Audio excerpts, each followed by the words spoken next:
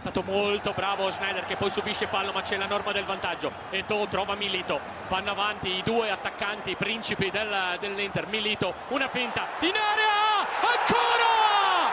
È il principe Diego Milito, la firma lui, probabilmente questa finale, questa coppa. Bonjour à tous et bienvenue dans un nouveau numéro du Focus. Plaisir de vous retrouver pour ce nouveau numéro. On va revenir sur le match contre la Juventus qui s'est soldé malheureusement sur une défaite 1-0, but de Francisco Conceição, avec l'Inter qui reste désormais à 2 points du Napoli qui n'a pas pu, lors de ce derby d'Italie, reprendre la première place. Et on va revenir sur ce match, on va revenir sur certaines attitudes, certaines déclarations. Et on fera à la fin un petit focus sur Hakan Çalhanoğlu qui est revenu depuis quelques matchs, mais pas dans la plus grande des formes. Donc on en parlera à la fin avec le traditionnel quiz dont vous avez l'habitude. Et pour en parler, j'ai mon équipe de la team Bene Amata qu'on n'avait pas vu aussi depuis un petit moment avec Alban qui fait sa rentrée en février. Comment ça va Alban? Ça va, Karim, ça va, ça va. On a connu meilleur week-end, mais mis à part la déception du résultat, ça va plutôt, plutôt bien dans l'ensemble. Donc, content d'être de retour et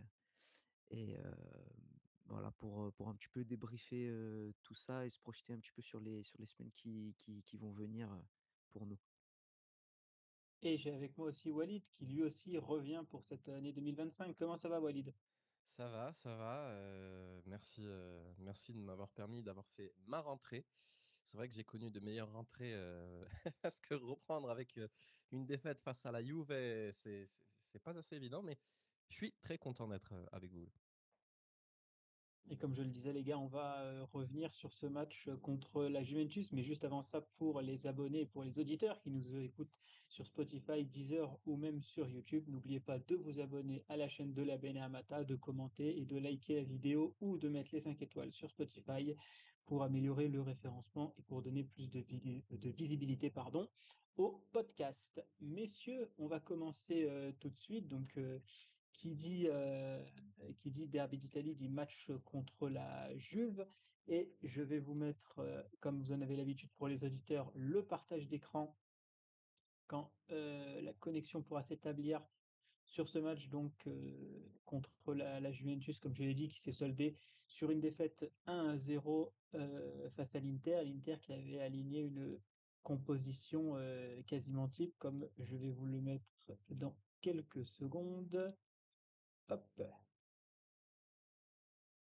voilà, comme ça vous pouvez, pour les auditeurs et pour les intervenants, voir du coup la composition qui a été alignée contre la Juventus. Acerbi qui continue sa lignée de titularisation avec une nouvelle place dans la défense à 3 avec Benjamin Pavard-Bastoni, milieu de terrain classique, retour de Dumfries et de Di Marco. Et Lautaro Martinez a été accompagné par Taremi, étant donné que Marcus Thuram a été sorti sur blessure lors du précédent match et que Inzaghi ne voulait rien risquer. Donc c'est l'Iranien qui a pris les flancs de l'attaque avec notre ami argentin. Eh ben écoute Alban, je te laisse un peu nous résumer ce match-là, cette malencontreuse défaite contre la Juventus. Il y a plusieurs épisodes dans ce match, dont cette deuxième mi-temps qui sera évidemment un de nos points focus lors de la deuxième partie de l'émission. Donc je te laisse résumer le match à nos auditeurs. Bah, tout simplement, on va dire qu'il y a eu une mi-temps pour l'Inter, la première, et une deuxième mi-temps pour la Juve. Et que ce qui a fait défaut à l'Inter sur cette première mi-temps, notamment dominé avec des grosses occasions à la clé pour nous, bah, ça a été une nouvelle fois le manque d'efficacité devant le but. On a ouais, je pense trois grosses et nettes occasions en première mi-temps qui finissent pas au fond, soit par des belles parades de Di Gregorio, soit par le montant touché par exemple par Dumfries. Alors il y a Sommer qui en sauve une belle aussi sur Conceição en première mi-temps, mais globalement on a vraiment fait, je trouve, une bonne entame dans les intentions avec un pressing haut. On est allé chercher vraiment cette équipe de la Juve dès leur partie, à aller les harceler sur leur défense Alors, ce qui nous a permis justement, voilà, de nous créer, quelques situations, importantes et conséquentes. Mais en deuxième mi-temps, voilà, on a baissé un peu le pied, je dirais, physiquement et puis même la Juve, c'est eux qui sont venus, à leur tour, nous presser, haut. J'ai trouvé qu'on a fait un match, techniquement, faible et en dessous de ce qu'on est capable de proposer, surtout sur le plan technique et on l'a payé cash sur une action, qu'a réussi, à concrétiser la Juve et avec, un supplément, d'âme qu'on avait, une nouvelle fois, pas, hier soir. J'ai trouvé, au-delà de l'aspect technique où on était, un cran en dessous, j'ai trouvé que dans l'attitude et sur l'agressivité, les intentions, l'envie, on était encore, en dessous et qu'on n'a pas affiché, le caractère digne d'une équipe qui joue, le derby d'Italie. Donc résultat, frustrant parce que, voilà, si avec des si justement, on peut refaire le match et on peut se dire qu'on peut rentrer à la mi-temps avec, 2-0 pour nous. Sauf que voilà, il faut être plus tranchant dans ce genre de rencontre, il faut être plus clinique. La Juve, l'a été et c'est dommage parce que c'était une belle occasion de passer, devant le Napoli au classement. Donc voilà, c'est pour ça que c'est au-delà d'une défaite dans le derby d'Italie, moi ce qui m'a posé, problème, c'est le visage et la mentalité, affichée, hier. Malgré, encore une fois, une première mi-temps, cohérente et qui, avec plus de réussite, aurait pu nous mettre sur de meilleurs, rails. Walid, sur ce match contre la Juventus, toi, qu'est-ce que tu en retiens? Comme le disait Alban, il y a cette multitude d'occasions qui malheureusement n'est pas rentrée au fond. Et puis cette deuxième mi-temps plus que problématique. Non, mais il y a ce truc où, enfin, je me retrouverais, je pense, un peu, enfin, pas qu'un peu dans les propos d'Alban. Et si je dois commencer par un des points les plus importants, c'est ce fait de, bah, c'est de dominer très clairement contre la Juve, mais sans vraiment concrétiser ses occasions, tu vois. Il y a ce problème où, enfin, voilà, sur le jeu, ça se voit que c'est une équipe très mûre, qui joue bien, ils se connaissent tous, c'est cool, mais tu crées des occasions, mais au bout d'un moment, si tu vas pas jusqu'au bout, si tu ne marques pas, là, c'est un problème et tu le payes très souvent cash. Je pense rien que, à la fin, je pense à 2 occasions qui étaient vraiment, à mon avis, enfin, surtout une occasion dans 2 tirs où ça devait finir en but. Bon, il y a la bicyclette de Mehdi Taremi, donc ça, OK, on passe outre, mais il y a surtout la tête de Denzel Dumfries. Hem, je pense que c'est un moment crucial. C'est un moment où tu dois marquer, tu dois être assez préparé. Heu, heu et surtout Denzel Dumfries est un joueur qui est très à l'aise, sur le jeu de tête. Donc j'arrive pas, heu, si je dois être un peu cru, à ingurgiter un peu ce fait d'avoir eu des occasions très nettes, très franches et ressortir avec 0 point de ce match-là. Il y a aussi cet aspect où, bon, en seconde mi-temps, c'est vrai que comme je le disais, avant le podcast, on ne s'est pas fait chier pendant ce match-là et c'est une des choses positives que j'aimerais souligner, lors de grands, chocs, grands matchs et tout. Enfin, c'est cool, il y a du spectacle, donc à partir de là, bon, on peut être assez, content de cet aspect-là, mais bon, quand tu laisses justement la Juventus revenir petit à petit, en seconde période, reprendre un peu la main sur le truc, hausser son niveau de jeu. Enfin, voilà, c'est très. Je pense que ça commence à être inacceptable, surtout si tu n'arrives pas à, comme je le disais tout à l'heure, à concrétiser tes situations. Euh, il y a aussi, bon, un dernier aspect que j'aimerais évoquer. Euh, bon, après, voilà, il y a la défense turinoise qui a été très très solide face aux assauts de l'Inter. Euh, je me souviens quelques fois où Gatti bouge complètement euh, euh, Thuram lors de la seconde période.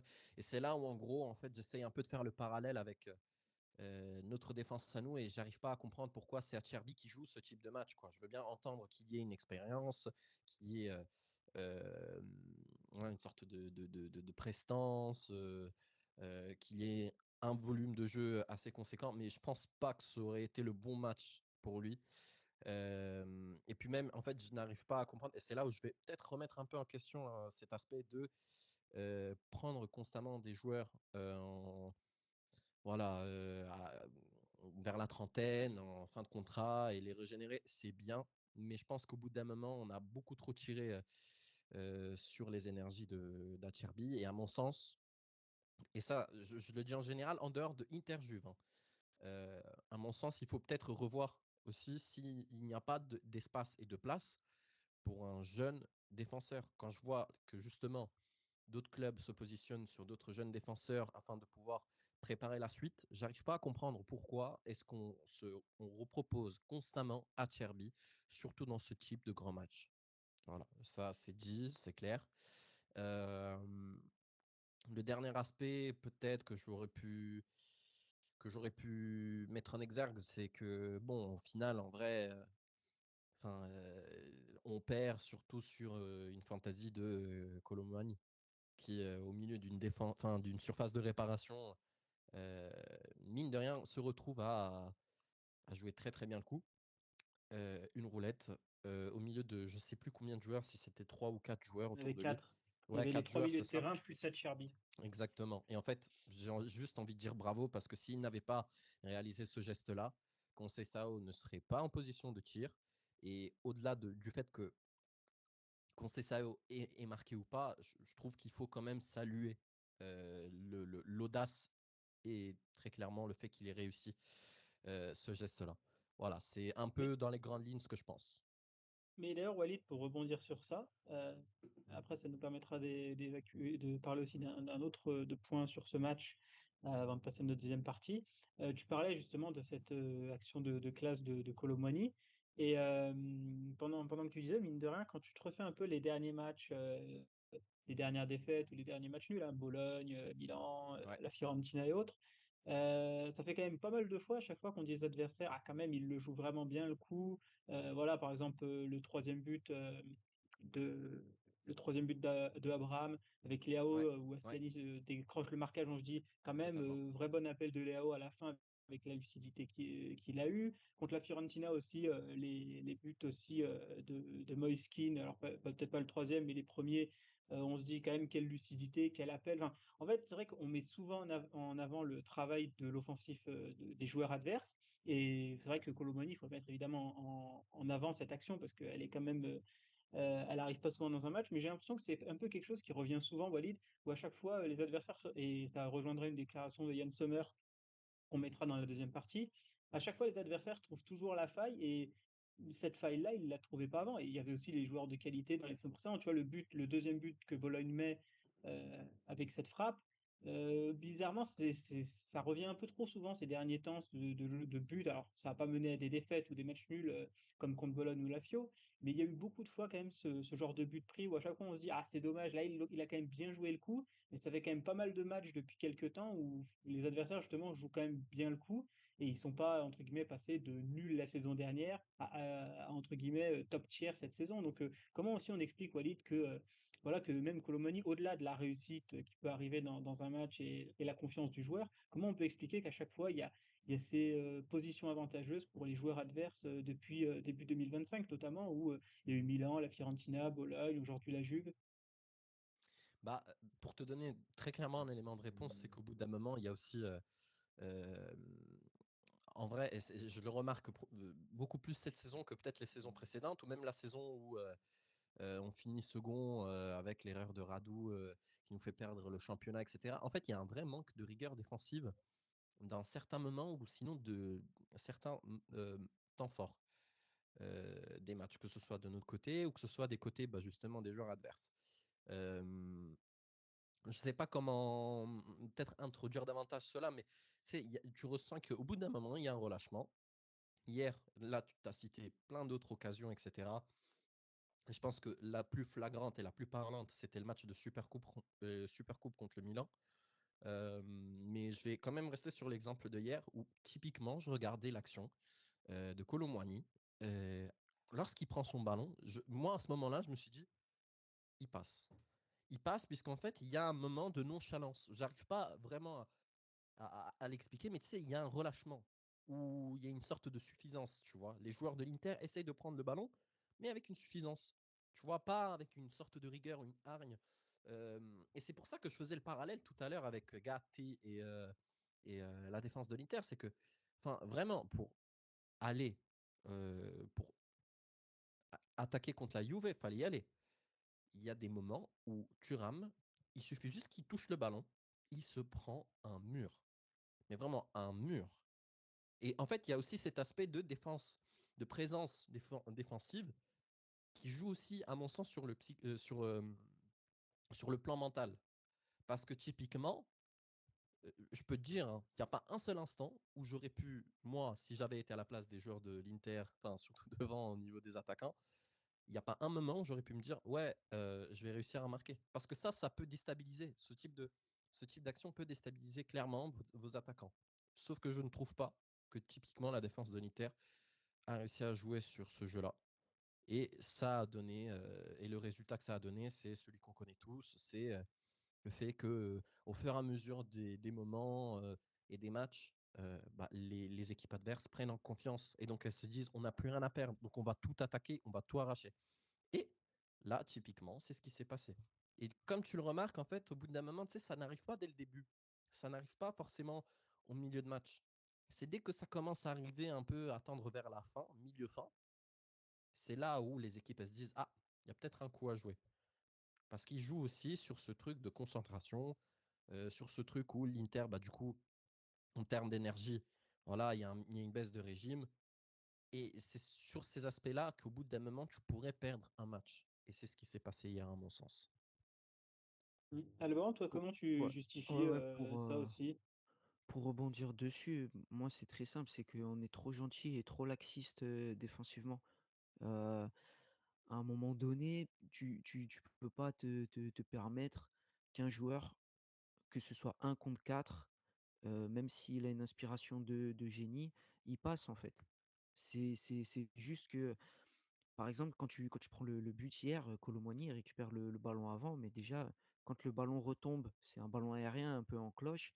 Çalhanoğlu, il est beaucoup trop tendre et beaucoup trop mou, quoi. Et il est pas solide, il est pas dominateur, quoi. Tu vois ce que je veux dire?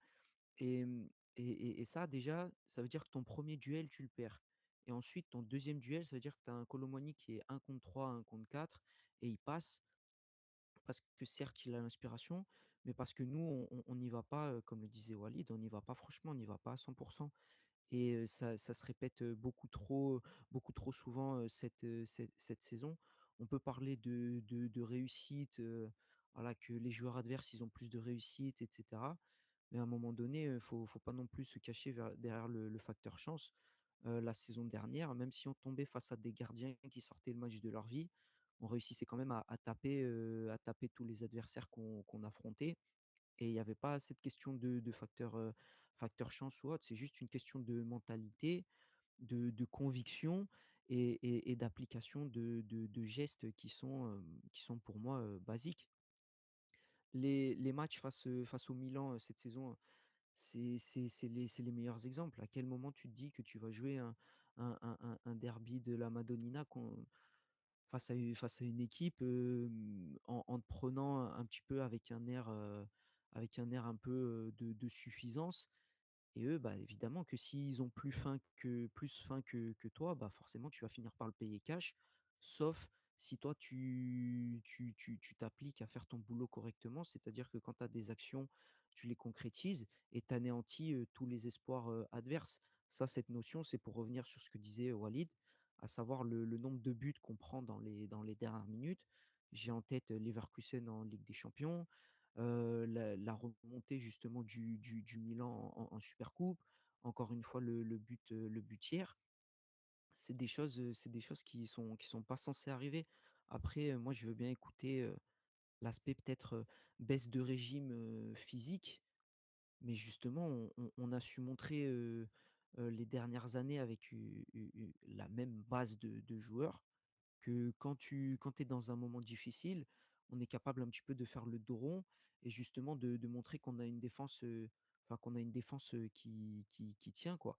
Et là, enfin, je vais pas dire depuis le début de saison, parce qu'en soi, en Ligue des Champions, on est, je pense, la meilleure défense ou quoi, mais c'est surtout en championnat et encore une fois dans ces grosses rencontres face au top 6 top 8 du championnat, où on faillit, où il y a des failles dans notre système là-dessus.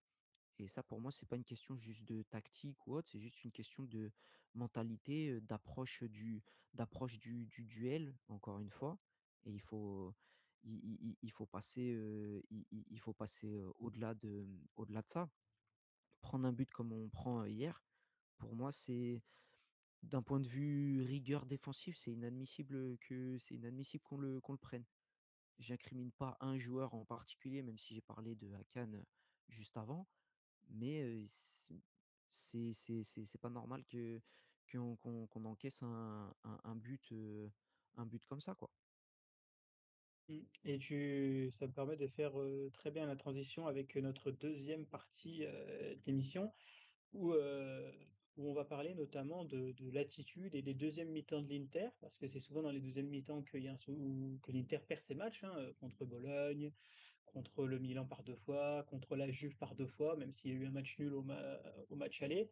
Euh, Contre la Fiorentina aussi, même si contre la Fiorentina, c'était tout le match où tu étais nul, où tu n'étais pas au niveau.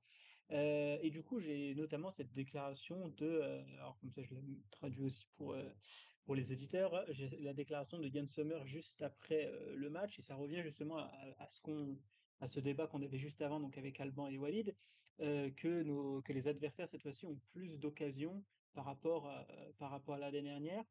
Et bon, là, Yann Sommer évoque aussi un peu la part de réussite avec Colomani qui s'en sort autour de 4 joueurs, mais voilà, on a évoqué que c'était pas que Colomani la saison dernière qui était, euh, qui était ce souci. Et ce deuxième débat, moi, il m'a été inspiré par Henrik Mkhitaryan, qui avait déclaré peut-être que ce n'est pas un problème physique ou tactique, mais que savoir que nous sommes aussi forts, peut-être que c'est un problème avec, pour le dire, qu'il y a un relâchement, notamment des joueurs de l'Inter. Euh, Alban, je garde la main avec toi. Voilà, cette déclaration de Mkhitaryan qu'on va quand même garder à l'écran.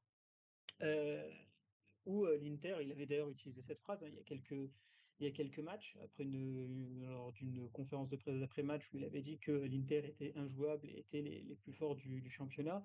Euh, Moi, c'est quand même un truc que j'avais remarqué, qu'on avait remarqué, on l'avait d'ailleurs évoqué dans ce podcast à maintes reprises avec différents intervenants, donc preuve en est qu'il n'y avait pas qu'une ou deux personnes qui pensaient comme ça, et je pense qu'on n'est pas non plus les seuls à penser comme ça, où il y a une suffisance dans les matchs, et normalement ça arrivait contre les petites équipes. Normalement, et c'est pour ça qu'on se faisait avoir face à des équipes un peu plus faibles, où généralement on faisait pas le boulot parce qu'on se sentait supérieur. Et là, ce qui est surprenant, et ça se voyait vraiment lors des derbies de la Madonnina, où tu jouais pas du tout avec la même intensité que tu jouais les précédents derbies. Et pour moi, c'était pas que le changement de coach, parce que qui faisait ça, que ce soit Fonseca ou Conceição. Et maintenant, même contre la Juventus, on sent vraiment un peu comme ce qu'on voit dans les mots de Mkhitaryan, on sent vraiment de la suffisance, peut-être même parler d'arrogance, j'ai presque envie de dire ça, par rapport au championnat gagné l'année dernière avec tant d'avance.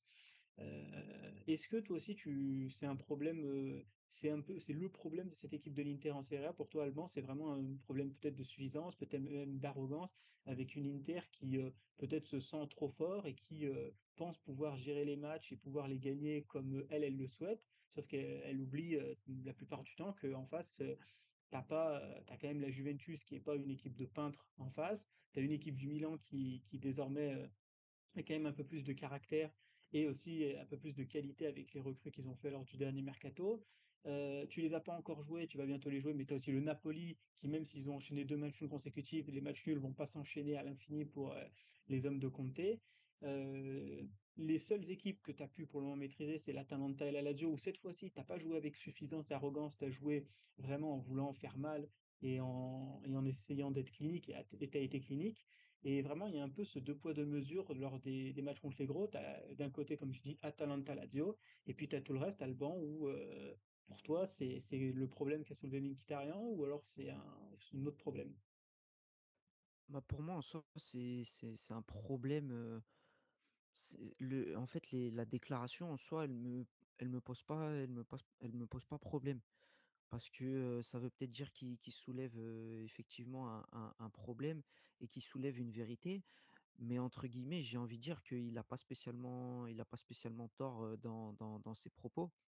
Quand il parle, que c'est pas un problème, physique ou tactique, bah, moi je suis plutôt d'accord parce que quand on voit encore une fois, comment on a pu mettre en danger, l'équipe de la Juve en 1 mi-temps, bah, pour moi il y a pas de problématique, tactique parce que des occasions, on arrive à se les créer et ainsi de suite. Mais, ça reste sur la mentalité et le fond du problème.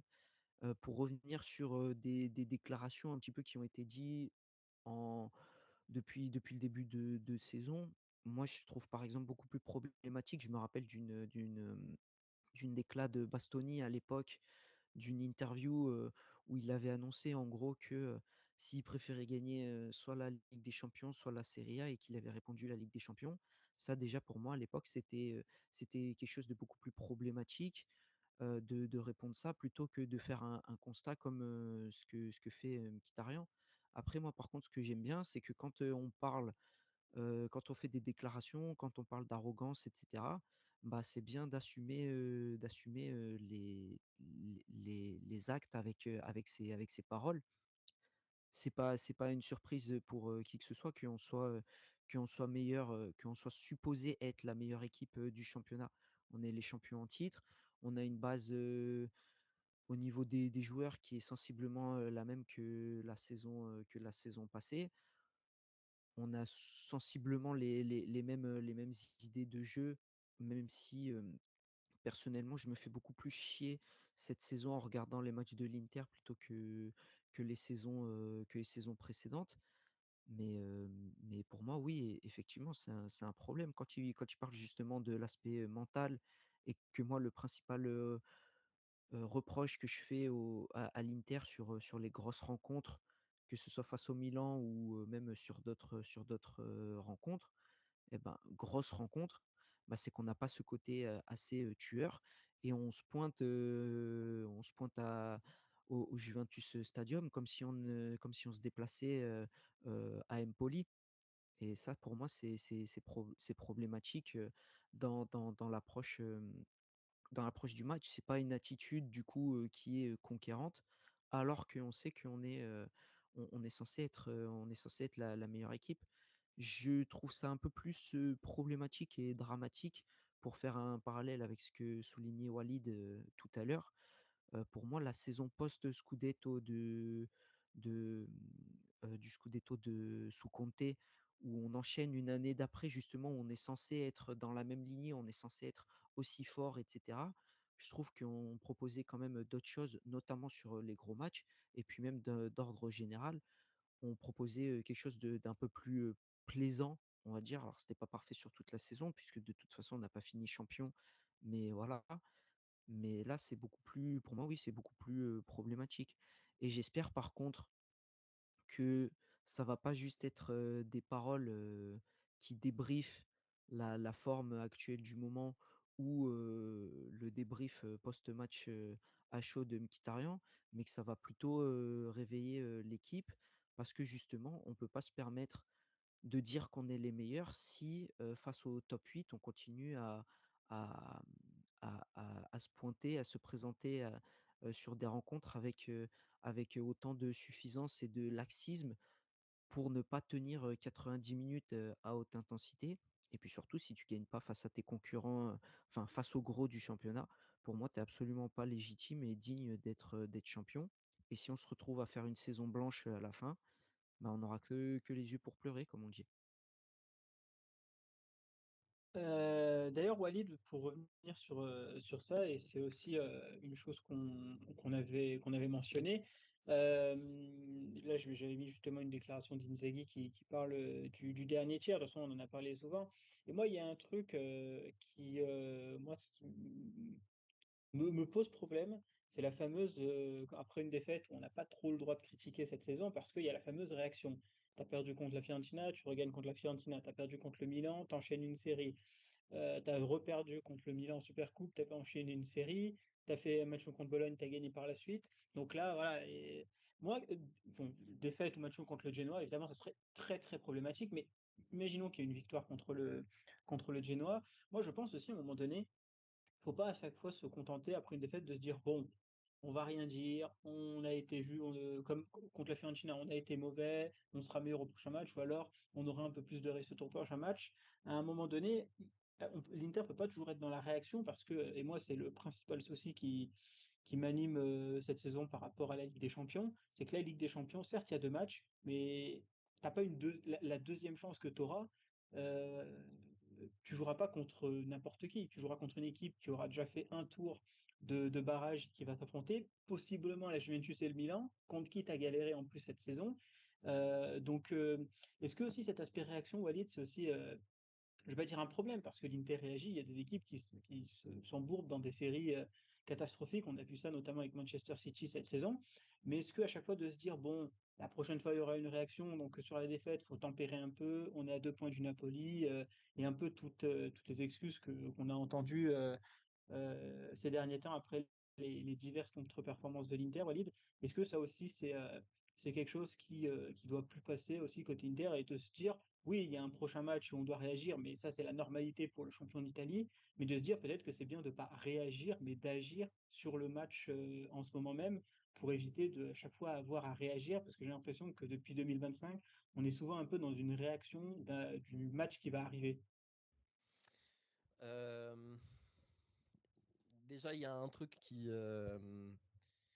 que j'aimerais souligner, c'est que, enfin, tu as cité la Ligue des Champions, et moi, j'estime que, euh, enfin, la Ligue des Champions et la Serie A sont de dynamique à part, du fait de, bah, que ce soit du fait que voilà, la Ligue des Champions, c'est beaucoup plus disputé, c'est beaucoup plus ouvert, c'est beaucoup plus. Enfin, il y a beaucoup plus de choses qui peuvent se passer, tout comme. Alors qu'en Serie A, non, enfin, c'est plus sur la longueur. La Serie A, voilà, il y a plus de 30 journées. Enfin, voilà. Donc, il y a ce truc où j'essaye de pas trop associer les deux. Et puis, je me rappelle que la pire année Inzaghi en Serie A, bah, on finit en finale de Ligue des Champions, ce qui n'est pas négligeable quand même. Mais s'il y a. Enfin, je vais t'apporter peut-être des éléments de réponse sur l'aspect de action-réaction. À mon sens, cette saison, on est sur un moment où il y a quelques moments d'instabilité, ce qui n'est pour moi pas très rassurant quand tu es une grande équipe comme l'Inter Milan. C'est toujours bien de réagir instantanément, mais en fait, ce n'est pas possible de le faire autant de fois. Bon, moi, vous savez, j'ai toujours été confiant avec le travail d'Inzaghi depuis qu'il est là. Quand il avait beaucoup de rétracteurs, moi, j'étais parmi ceux qui le défendaient. Donc voilà, mais par contre, c'est vrai que si je dois pointer du doigt quelque chose, c'est vraiment cet aspect euh, où tu peux quand même, au bout d'un moment, quand ça va et qu'en fait, il y a une sorte de série où, que ça retombe et pas qu'une seule fois. Et ça me dérange. Euh, Surtout quand on voit qu'à côté, tu te retrouves avec d'autres clubs qui sont en forme et qui du coup se battent avec le couteau entre les dents. Euh, voilà, je pense que rien qu'à Naples, rien qu'à l'Atalanta, et là maintenant avec la Juve qui est en train de reprendre un peu du terrain. Voilà, on est quand même dans un contexte très hostile où on n'a malheureusement pas le luxe de perdre autant de matchs ou de faire autant de faux pas. Maintenant, il y a ce truc de la Ligue des Champions. Si je prends l'exemple enfin, de tous les parcours que j'ai en tête et typiquement du problème que moi j'ai évoqué vis-à-vis de ce match-là où tu crées, mais tu ne finis pas et donc tu payes cash. On n'a qu'à se rappeler du tour précédent, enfin, du tour des 16e de finale de l'année dernière. Non, des huitièmes, je dis n'importe quoi. Je deviens fou. Des huitièmes de finale de Ligue des Champions contre l'Atlético Madrid, où match aller, on surdomine l'Atlético de Madrid. On les surdomine. Où, à ce match-là, on se retrouve avec Arnautovic qui te rate tout et n'importe quoi. Mais si typiquement sur toutes les occasions, voilà, tu en marquais 2, tu étais à 3-0, tu partais au Wanda Metropolitano, tu étais beaucoup plus serein. Match retour, on recrée encore, hop, on finit pas et on le paye très cher. Donc en fait, ça, c'est un problème qu'on se traîne depuis pas mal de temps, pas mal d'années, et qu'il faut trouver. Et en fait, il faut vraiment trouver un moyen de le régler très vite, parce que c'est assez facile de gonfler les joueurs quand ils marquent, voilà, contre les petites équipes pas du bas de tableau, mais qui presque en fait, pour moi, à partir de la 11e place, voilà. À mon sens, c'est un peu les équipes, avec tout le respect que je leur dois, mais qui voilà, devraient être quand même à la hauteur de l'Inter. Bon, c'est assez facile de marquer contre, je sais pas, je vais donner un exemple parfait, contre un Parme cette saison, ou un Monza cette saison. Mais contre la Juve, il faut finir. T'as pas beaucoup d'occasions, il faut finir. Donc en fait, en Ligue des Champions, il ne faut pas se retrouver avec ce problème-là. Et je dirais même que pour d'ici à la fin de saison, si on veut avoir une chance de gagner ce titre, enfin le titre, enfin le Scudetto, il faut, enfin il n'y a pas 1000 solutions. Tu auras beau à créer 1000 occasions, il faut finir tes occasions. Tu finis tes occasions, tu marques plus de buts. Bon, tu peux être prolifique ou pas, ça c'est pas enfin c'est même pas le débat. Mais du coup, à mon sens, si tu ajoutes aussi derrière la rigueur défensive que cité Alban, là t'es parfait. T'es parfait. Ça peut t'arriver voilà, d'avoir quelques faux pas. Mais quand on voit cette saison, typiquement la Juve, bon, la Juve a eu 13 matchs nuls quand même, mais qui en a perdu un seul. Pour moi, ça fait quand même réfléchir. La Juve, elle est quand même elle est à 46 points. Donc, bon, si je dois compter, voilà, ça fait 46. Bon, on est sur du 7, 8 points d'écart. Enfin, si je perds pas la tête. Enfin, c'est que dalle. Dans une saison, c'est que dalle. Il suffit que tu fasses 2 faux pas, hop, et tu te retrouves avec la Juve qui a égalité de points. Donc voilà, je dis juste ça comme ça. Euh, Mais à mon sens, ouais, faut vraiment régler ce problème de finition. Voilà. Mm. Et pour finir sur cette deuxième partie et parler un petit peu de notre focus sur Hakan Çalhanoğlu, Alban, sur ce problème de finition, c'est pas la première fois qu'on en parle, hein, c'est pas la première saison où on en fait des podcasts sur ce problème de finition qui revient avec différents attaquants, hein. Et ça a commencé, on va dire, bon, on a toujours des problèmes de finition, on en a un peu, toutes les équipes en ont toujours, techniquement, on peut toujours s'en plaindre, sauf si on est le Real Madrid en Ligue des Champions, j'ai envie de dire. Mais on va dire que ça s'est vraiment accentué, on va dire, un peu de la période de Conte, la première saison de Conte. Donc on a eu Lukaku, Lautaro, Sanchez, Dzeko, Correa, Arnautovic, Taremi, Thuram. On en a écumé des attaquants au fur et à mesure des saisons côté Inter. Et il y a toujours eu ce problème qui est revenu et qui a posé problème lors des grosses échéances, que ce soit en Serie A ou même dans les Coupes d'Europe, particulièrement la Ligue des Champions. On se souvient de ces matchs face au Shakhtar, la deuxième année de Conte où l'Inter finit quatrième. Euh, pour toi, entre guillemets, c'est comment on peut régler ce problème? Est-ce qu'il faut vraiment faire des séances spécifiques finition pour tous les joueurs à chaque entraînement? Est-ce que c'est un problème mental? Est-ce que là aussi peut-être c'est un problème de suffisance? Bah, pour moi, il y a pas spécialement de solution miracle. Je pense que la confiance et l'aspect mental, il joue beaucoup. Pour faire un parallèle, justement, voilà, comme on disait tout à l'heure avec Kolo Muani, si c'est le Kolo Muani du PSG qui a que 5 minutes de temps de jeu tous les 8 matchs, je suis pas sûr que dans la même situation, il se sorte à faire une roulette qui passe au milieu de 4 joueurs. Donc, moi, j'ai toujours grandi avec cette idée que la confiance déjà dans le football c'est primordial, mais alors pour les attaquants pour les attaquants ou pour les gardiens ça l'est encore plus. C'est tous on a des attaquants avec des qualités, on a des attaquants qui ont prouvé qu'ils étaient capables de finir dans bon nombre de positions. Maintenant, voilà, moi je pense que c'est juste question de confiance et pas commencer à partir dans une mauvaise spirale. Le problème, c'est que si un match, tu as un attaquant qui va marquer un but, mais que l'autre attaquant il a deux occasions et qu'il ne les marque pas, bah, tu peux être sûr que le match qui va suivre, l'attaquant qui a marqué, à l'aller va sortir une meilleure prestation que l'autre et qu'il va peut-être falloir un peu que l'équipe se mette au diapason pour que, ce soit celui qui est, alors je dirais pas en crise de confiance, mais, que tu sens qu'il a besoin de marquer un but. Bah, voilà, que le collectif, fasse en sorte que, cet attaquant-là, puisse, revenir sur le devant de la scène en scorant ou en étant décisif. Moi, je pense que l'aspect concrétisation, c'est pas un souci. Parce que moi, tu me dis, à partir d'aujourd'hui, on a encore, je dis n'importe quoi, on a encore, 5 gros matchs, face à des équipes, sur la phase retour du championnat. Tu me dis les 5 matchs, on va les gagner 5 fois 1-0 et que le 1-0, ce sera toujours un défenseur qui va te le marquer, que ce soit un coup Pavard, que ce soit un coup Dumfries, que ce soit un coup, de Vrij et l'autre, Bissek. Moi, franchement, je m'en fiche. C'est du moment que tu gagnes et ce serait logique avec le discours, que prônent, les attaquants. Du moment que l'équipe, gagne, la confiance est censée être, haute. Je suis pas d'accord. Donc, Enfin, je veux dire, il faut marquer.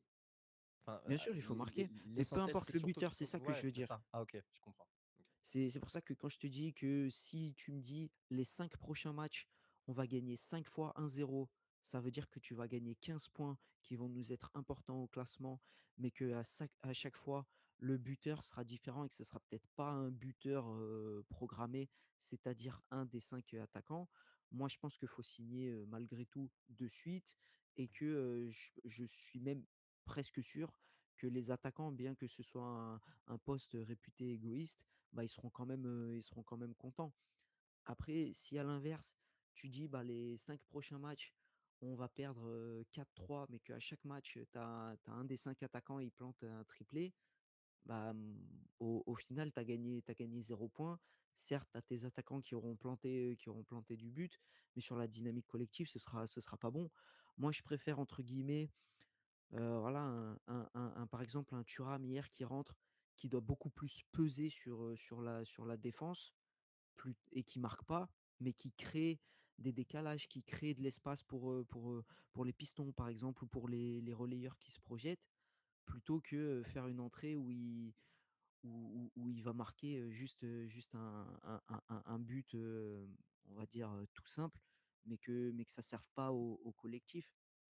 Lautaro, on lui a assez tapé dessus, par exemple, sur ses périodes de disette. Mais l'avantage, c'est que, c'est quelqu'un qui travaille, pour le collectif et la problématique que j'ai, par exemple, avec le match de hier, c'est que déjà, il rate les occasions, qu'il a, mais à côté de ça, le contenu du match n'était pas bon. C'est-à-dire que techniquement, il était, un cran en dessous, il n'a pas su peser comme il sait le faire, face à la défense, adverse. Mehdi Taremi, c'est pareil, il fait pas non plus, un match exécrable. Il fait pas un bon match, mais il fait pas un match exécrable. Mais au final, ça pèse pas et si un attaquant, il pèse pas ou il sert pas le collectif, bah, c'est là où tu te retrouves, à pas avoir, spécialement de moments pour concrétiser ou justement les joueurs qui sont au moment où il faut, pour, concrétiser. C'est-à-dire que hier, le joueur le plus dangereux pour moi et qui a été d'ailleurs le meilleur interiste à mes yeux sur la rencontre de hier, c'est Une Dumfries. phrase. Ouais, mais Dumfries, entre guillemets, tu peux pas lui demander d'être au four et au moulin. Déjà, si de temps en temps, il se transforme en Maicon Prime pour sortir quelques buts, c'est bien, mais tu peux pas lui demander à chaque fois voilà, marquer, 1 ou 2 buts, et ainsi de suite. Il faut que les attaquants prennent le relais. Ça, pour revenir à la question initiale, pour moi, c'est juste de la confiance. Je pense qu'ils travaillent assez à l'entraînement, sur, la partie finition. C'est, 4-5 attaquants qui sont internationaux, donc qui ont prouvé qu'ils avaient largement le niveau pour être ici. Juste une question de confiance. Mais encore une fois, le collectif doit primer sur les individualités. Alors, même si je pense que pour certains attaquants, c'est pas la confiance le problème, c'est la qualité intrinsèque du joueur. Parce que hein, la fameuse entrée de Correa qu'on nous survendait, faut qu'il rentre dans les matchs parce que sinon, ne vous inquiétez pas, on va voir ce qu'on va voir. Bon, on avait bien vu que les entrées contre Parme, c'était sympathique, mais quand il fallait changer un match contre la Juventus, c'était moins ça. On va finir, messieurs, avec Hakan Çalhanoğlu, donc le Turc qui est un peu dans une passe compliquée en ce moment, qui est quand même sur la photo de famille de quelques buts que prend l'Inter, encore hier. Hein, on pensait au début qu'il y avait faute de Colomani, et puis non, en fait, c'est juste un manque d'intensité dans le duel de Çalhanoğlu qui tombe et qui laisse Colomani, du coup, bon, ensuite exécuter cette roulette et cette passe décisive. Mais ça fait un petit moment, ça fait quelques matchs depuis son retour de blessure, hein, contre Milan notamment, que le Turc est moins bon. Toi, Walid, on va faire un petit peu plus court quand même, parce que je pense que Çalhanoğlu, on aura le temps d'y revenir, parce qu'il y aura encore d'autres matchs pour voir son évolution, notamment contre le Napoli dans 2 semaines.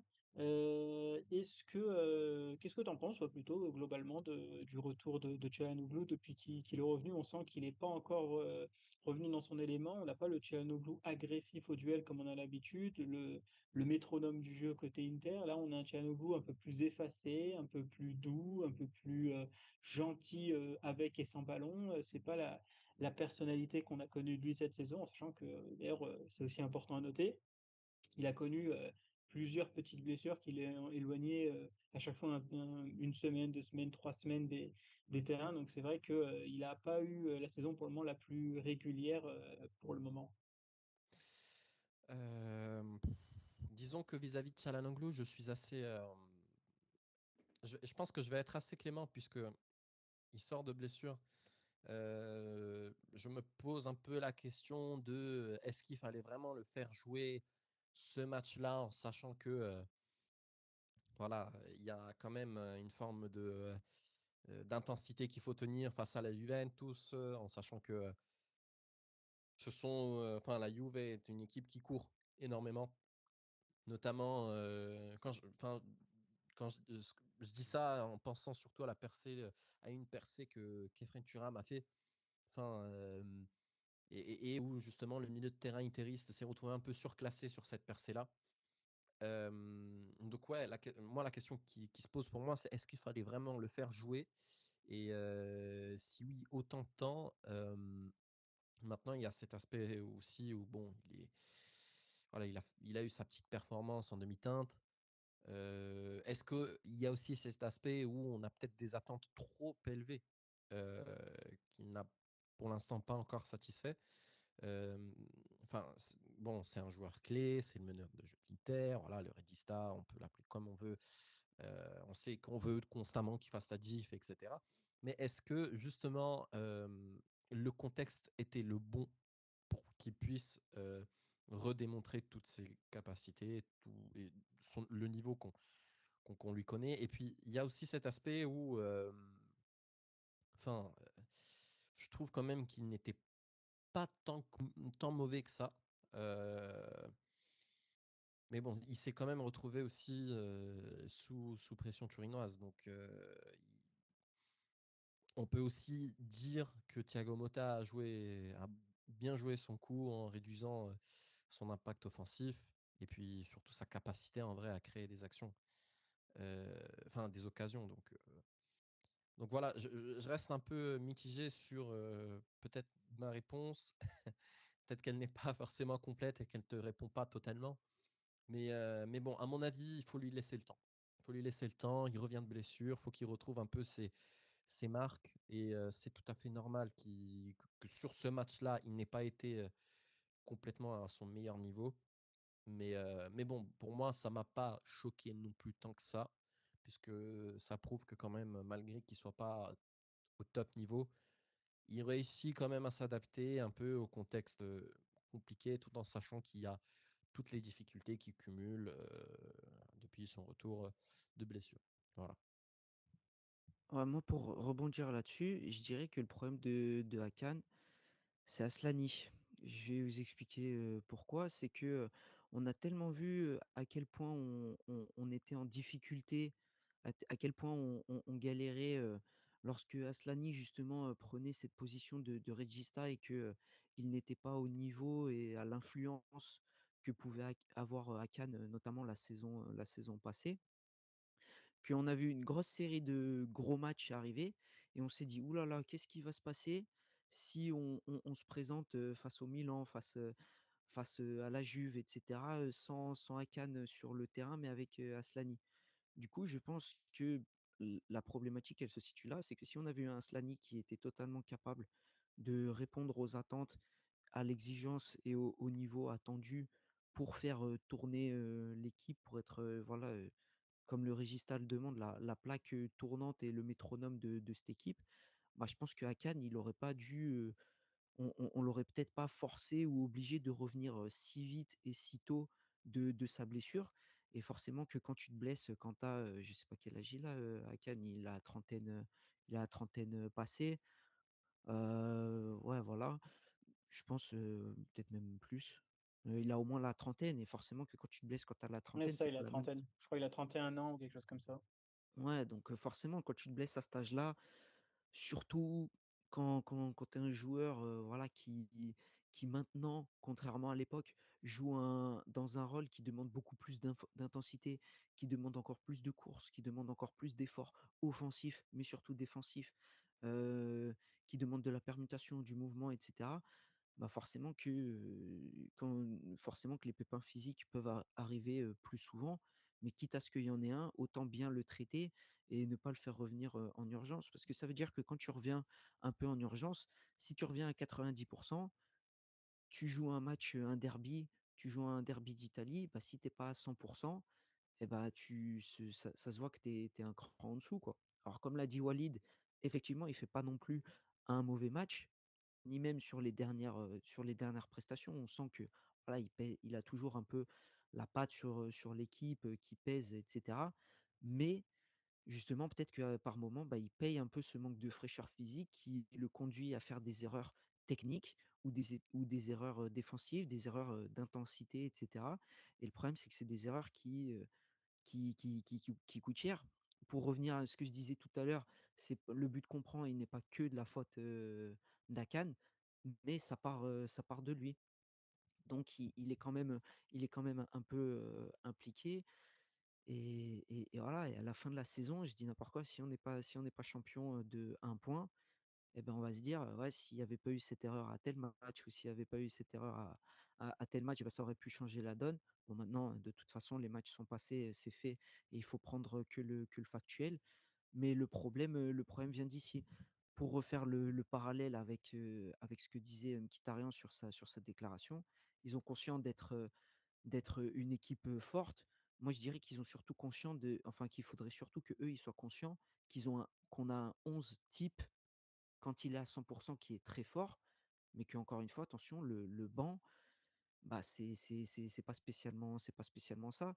Tu le payes cash et du coup, quand il y en a un qui est pas là, encore une fois, l'exemple hier, tu vois que Thuram, démarre pas la rencontre, bah, peut-être que ça aurait été encore une fois, différent, sur la physionomie du match, si on avait eu un Marcus qui avait pu jouer, 75, 80 minutes.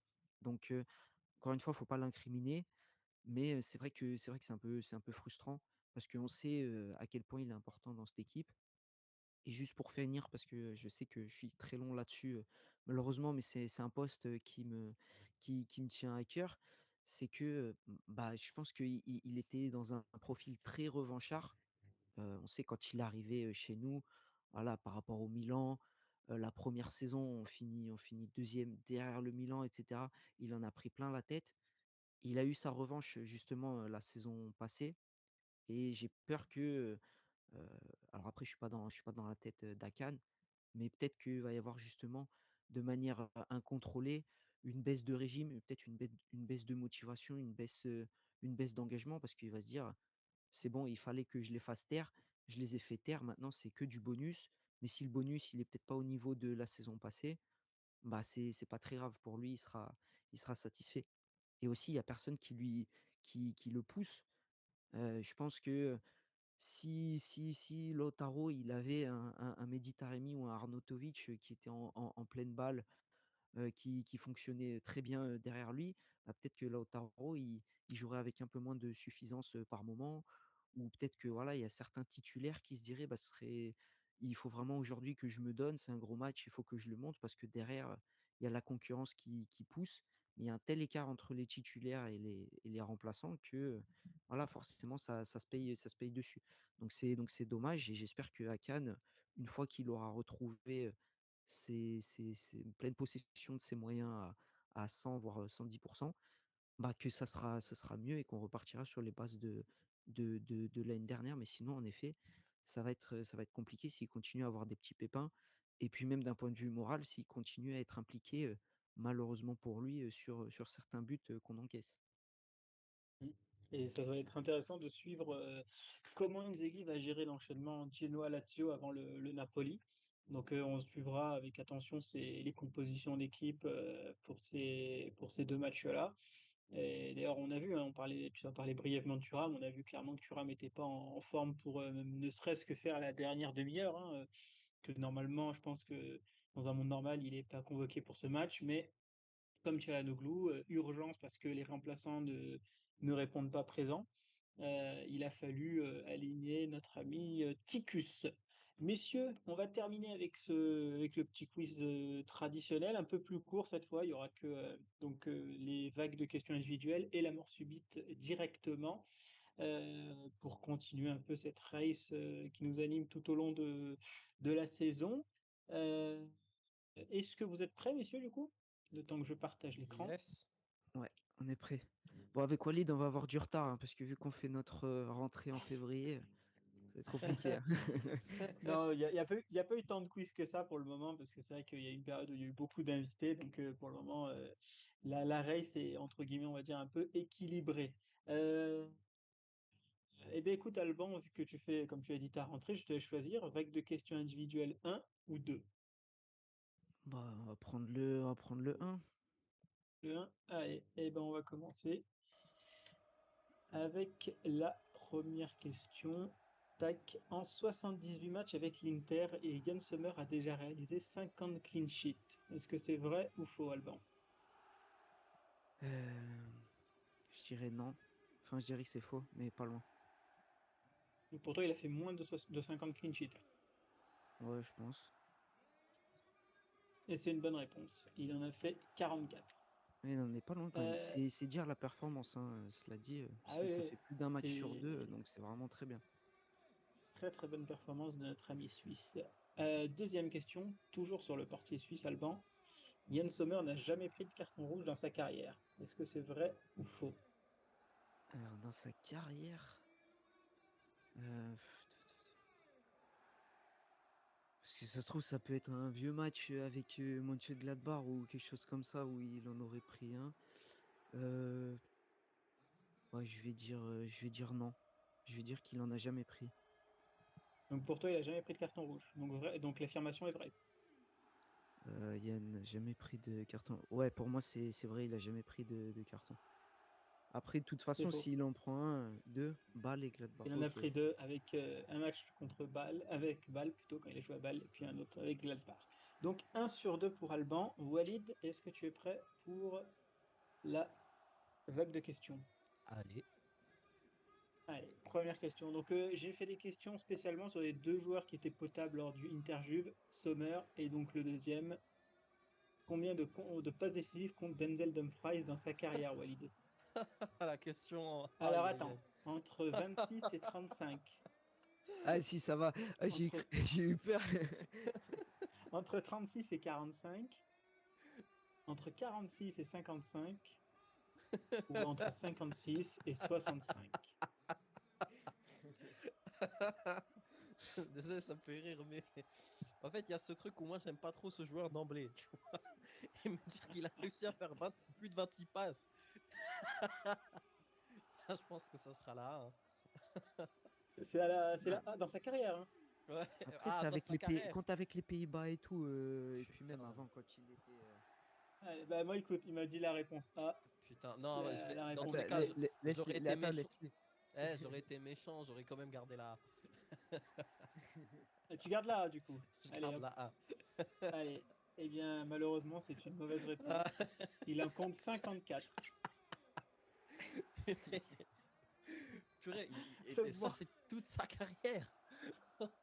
Ouais, dans sa carrière, bah, c'est ce que j'ai dit, ouais, quand même. En plus, t'as les questions devant toi, donc là, quand même. Allez, on passe à la prochaine question, toujours sur Denzel Dumfries. Allez, putain. Hors Simone Inzaghi et Ronald Koeman, nomme-moi un coach de Denzel Dumfries, club ou sélection. Oh, waouh, faut aller le chercher au PSV, celui-là. Non, un des pires coachs en sélection, je pense. Non, non, non, non, non, il n'y a pas d'aide. Y a pas d'aide. Non, mais ouais, mais attends. Si je me trompe pas, déjà en sélection, attends, il y a eu Kema. Non, comment il s'appelle là? De Beurre. Franck Debourg? Ouais. Non? Eh ben, c'est une bonne réponse. Ah. Donc, il y avait Ah, il y a que Dwight lui qui m'est venu, moi. Lodeweges, un Bah, intérimaire des Pays-Bas, Louis van Gaal, Franck Van Gaal, Debourg, ça allait être un tapin. Ça allait être c'est un ça, tapin. Roger Schmidt au PSV et Marc Van Bommel aussi au PSV. Putain, mais Franck De Beurre, Bon, quand même, il a trouvé du taf après, hein. the worst coach of history of Premier League. Allez, on passe à la mort subite, messieurs. Et le thème de la mort subite, les joueurs actifs, pas les retraités, les joueurs actifs qui continuent de jouer au foot, passés par l'Inter, qui ont marqué au moins 10 buts. Ashraf, Donc, vas-y. Au moins 10 buts, hop, c'est-à-dire 10 buts dans leur carrière ou 10 buts cette saison? 10 buts pas en ligne, non, 10 buts à l'Inter. C'est-à-dire qu'ils sont passés par l'Inter et à l'Inter, ils ont marqué 10 buts, au moins. Et qui sont encore actifs, ok. Ah bah, la liste, elle C'est va ça. être longue, hein. Et j'ai 23 joueurs. Ok. Voilà. Alors, je te laisse commencer. Alban, écoute, vous êtes tous les deux à un partout. Donc, Alban. Lukaku? Lukaku, troisième, avec 78 buts. Ah, t'as le classement au niveau du premier jusqu'au avec les Le stats et tout. premier, c'est ça. Bah, après, non, après, vous dites, ouais, ça, vous dites dans l'ordre que vous souhaitez. Mais Ouais, mais ça pourra c'est peut-être nous le. aider à force si genre tu sais, tu dis C'est ça. qu'il y en a un qui a mis plus de buts que Lukaku, tu vois, si on n'a C'est pas le ça. Mais premier et le Lukaku est deuxième. troisième avec 78. Donc, il y en a deux qui sont devant lui. Walid, Icardi. J'allais te dire Mauro après. Icardi, deuxième. 124 buts pour Mauro. Icardi, Alban. Brozovic. Marcelo Brozovic, sixième, avec 31 buts. Walid. Est-ce qu'on doit parler de joueurs actuels ou en dehors de l'Inter? Même s'il ne joue plus à l'Inter, il faut des joueurs qui sont passés par l'Inter, qui jouent toujours, et qui ont marqué au moins 10 buts quand ils Mais sont passés à l'Inter. il y a Dumfries. Si je me trompe pas, il a marqué 18 buts. Den- Denzel Dumfries, 13e, 19 buts. Ah ouais, mais même comme ça. Ah bah attends, bah, Barella.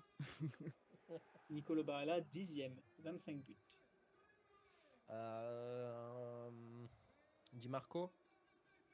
Federico Di Marco, 14e, 17 buts. Lautaro.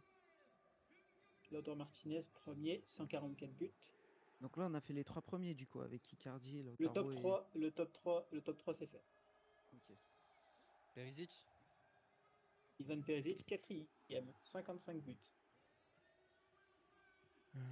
J'ai envie d'essayer d'en sortir un peu drôle, mais. Il y en a des drôles là, Euh, dans la liste, hein. Il y en a des très marrants. on y fera après, même si je perds, je m'en fous, faut qu'on en trouve des drôles, des genres qui jouent au championnat chilien ou je sais pas quoi, ça pourrait être drôle. Attention, des Euh, mecs qui jouent, hein, qui jouent encore. Bah du coup, Akan. Hakan Çalhanoğlu, vous avez fait le top 6, parce que Çalhanoğlu est 5e avec 33 buts. 2 buts de plus que Brozovic.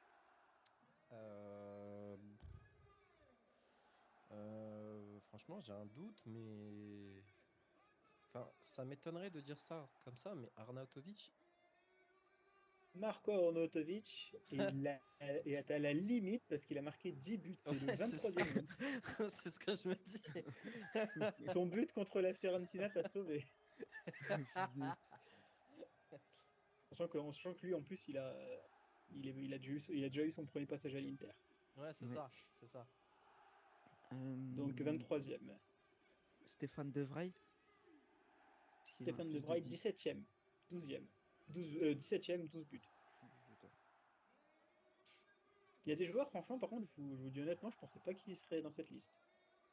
Qui serait genre en activité ou genre qui serait tout Deux court? joueurs en activité. Non, non, des joueurs en activité qui sont dans cette liste, entre guillemets, c'est surprenant.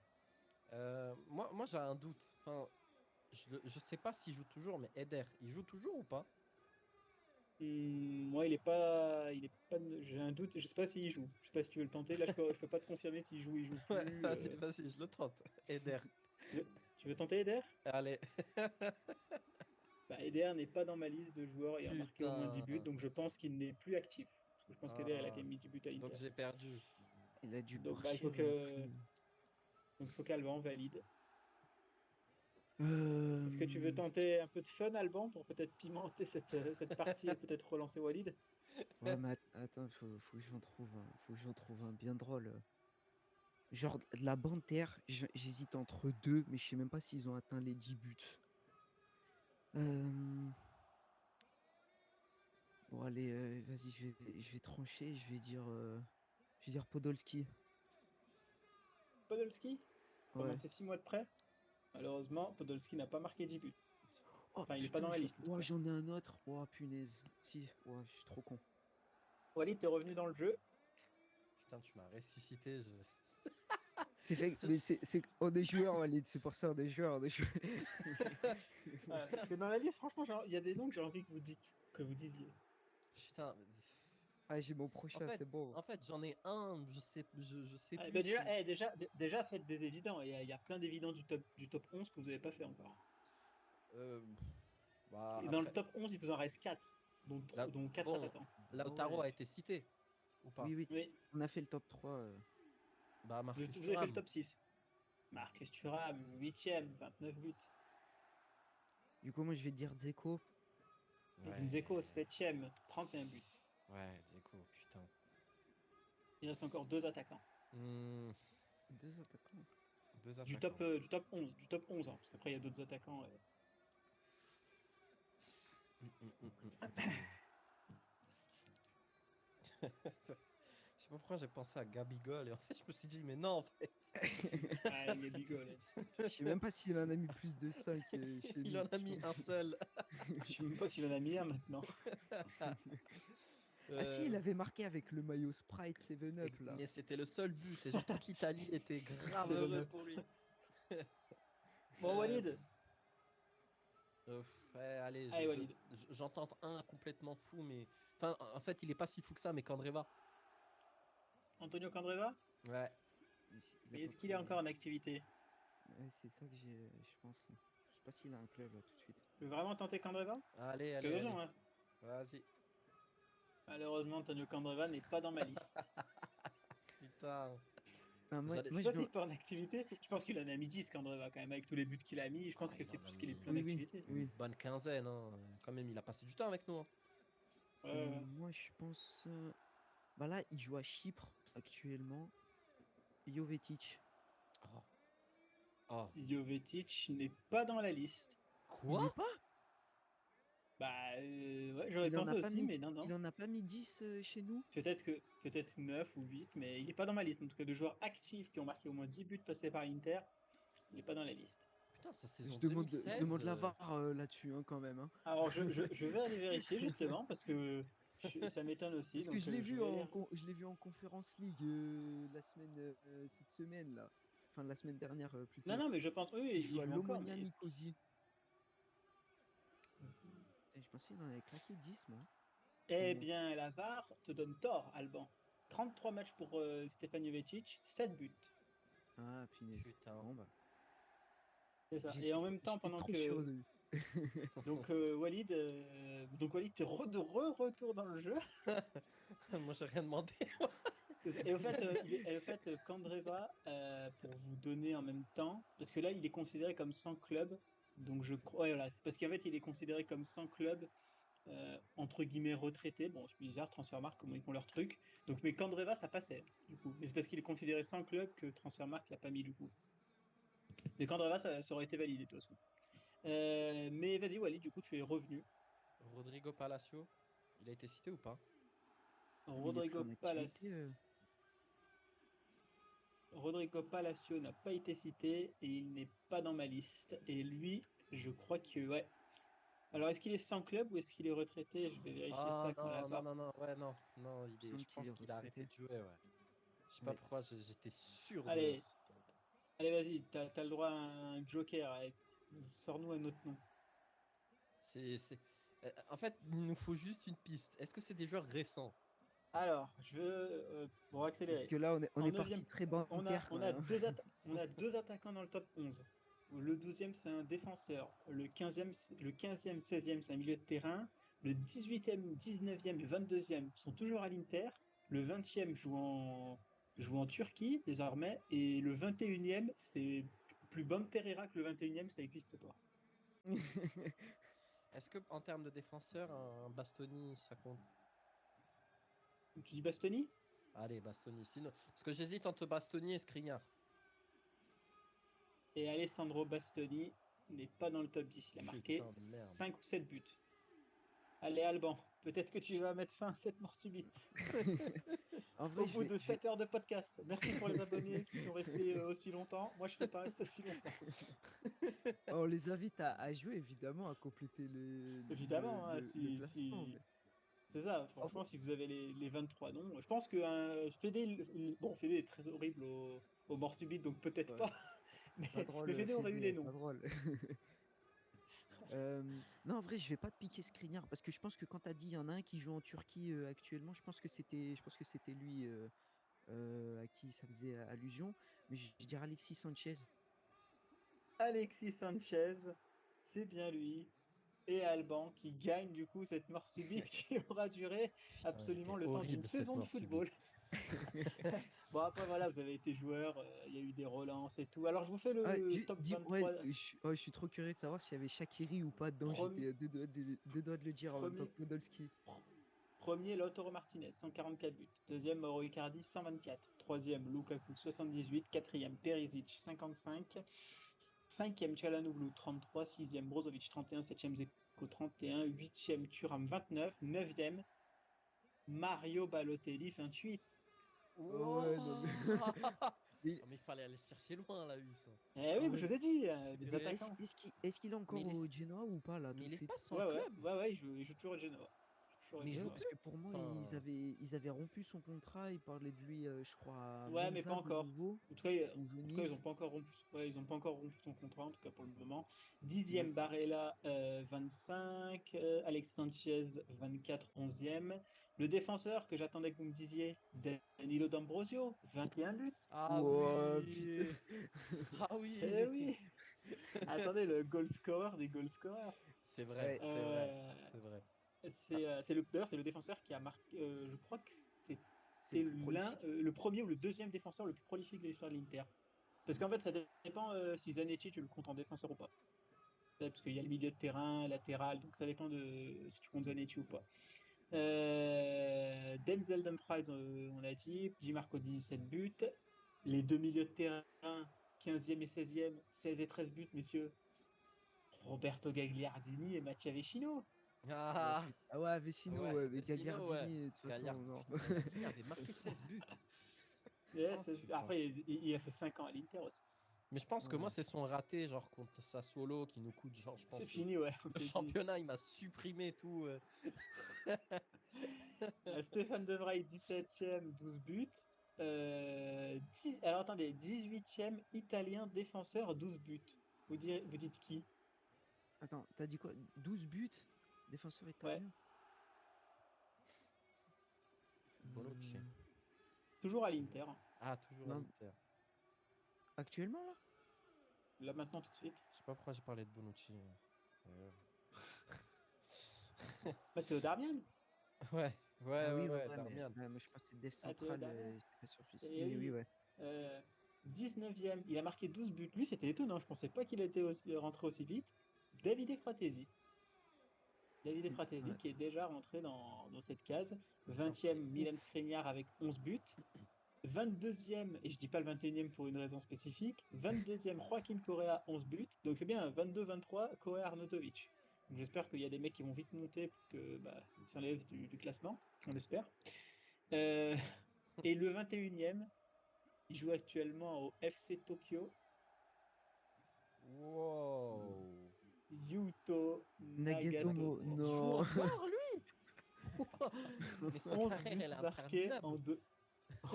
11 buts marqués en 210 matchs côté Inter. Ouais, y a pas Biabiani aussi? Il n'y a pas bien dit. Je pense qu'après, il y a pas mal de joueurs. Parce que la liste, c'était encore plus. Si tu prends les joueurs retraités, tu as du Mazzola, Ouais, non, mais parce du... que, genre, Biabiani, il joue encore, mais il joue en troisième div Ah oui, je pense. espagnol ou un Ouais. truc comme ça, donc je sais pas Non, mais si tu vois, ça a Candreva, tu vois, évolué. tu vois, bizarrement, Candreva, ils le prennent pas, alors qu'entre guillemets, il joue encore, mais il a plus de club. Donc aussi, Ouais. c'est pour ça que Candreva, c'était sûr. Hein, Candreva qui a pas marqué 10 buts, je croyais pas. Mm. Mais voilà, du coup, victoire d'Alban au bout de cette morse bite qui a duré le temps de la saga Harry Potter. Euh,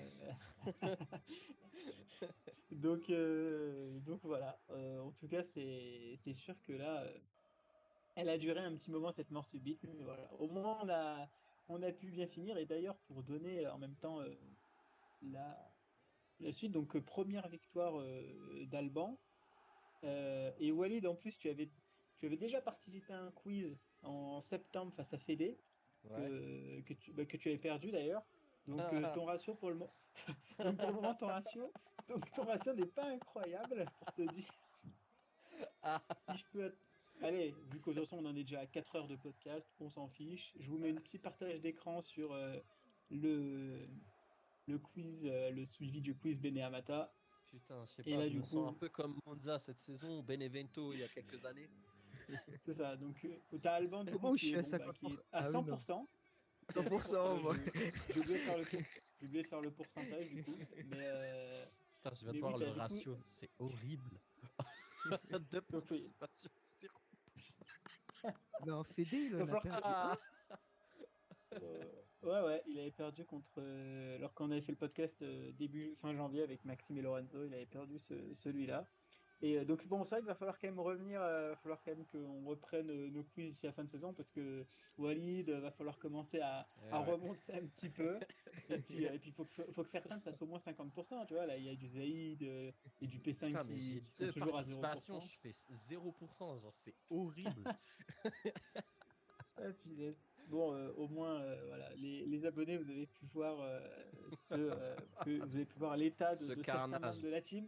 ce carnage. Dis les Et termes, s'il te encore, plaît. vous n'avez pas le classement de la saison dernière, qui là est encore plus problématique pour certaines personnes. On ne nommera pas certains présentateurs de la radio libre. Donc voilà, sans nommer évidemment la personne. Hein. Moi, j'aime pas faire du name dropping, je nomme pas les gens, mais voilà, après, c'est quand même il a quand même sa chaîne YouTube où il commente des matchs en live. Il est Voilà, spécialiste Serie il est, A, inter- on le rappelle. c'est ça, il est intervenant chez Team Serie A, mais on ne le nomme sûrement pas. Clairement, on respecte, on respecte tout le monde et on respecte On lui la passe le vie bonjour privée. quand même. Hein. C'est ça, cette personne anonyme qui sera très dure à reconnaître par rapport à la description que j'en ai faite. Euh, donc voilà. Bah, écoutez, merci Alban, merci Walid pour ce podcast. Très certainement, d'ailleurs, cette même personne, on prévoit notamment peut-être que vers le 26-27, on va essayer de prévoir une radio libre juste après le match contre la Lazio pour faire un peu un avant-match avant le Napoli et puis un peu pour voir qu'est-ce qu'on aura fait contre le Genoa et la Lazio. Et puis je pense pas que d'ici là on aura de podcast. Voilà, comme ça nous fera 10 jours pour profiter de ce long podcast d'1h20. Ensuite, on aura la radio libre pour terminer ce mois de février. Et ensuite, gros débrief contre le Napoli. On essaiera de se faire un gros débrief pour ça. Peut-être que même on essaiera d'être 3 cette fois-ci sur le podcast. Ça fera un petit peu plus long parce que ce match contre le Napoli va être très important. Et on espère d'ailleurs que Walid reviendra pour peut-être Ah, enchaîner je une troisième reviendrai. défaite. Je Une troisième reviendrai. défaite de suite. J'aurai la finition à Dumfries, Inch'Allah, comme on dit. C'est ça, on espère. On espère quand même que tu auras plus la finition de Milito que celle de Dumfries. Voilà, ça risque pas, là, visible. Là pour le moment. Et puis Alban aussi, et puis même vous deux, hein, si vous voulez ou pouvez passer sur la prochaine radio libre, ça sera toujours un plaisir. Et surtout les auditeurs, hein, parce que c'est quand même la radio libre qui est faite pour vous. Merci messieurs, et nous on se retrouve donc pour la radio libre dans une dizaine de jours. Ciao à tous. Salut. Salut.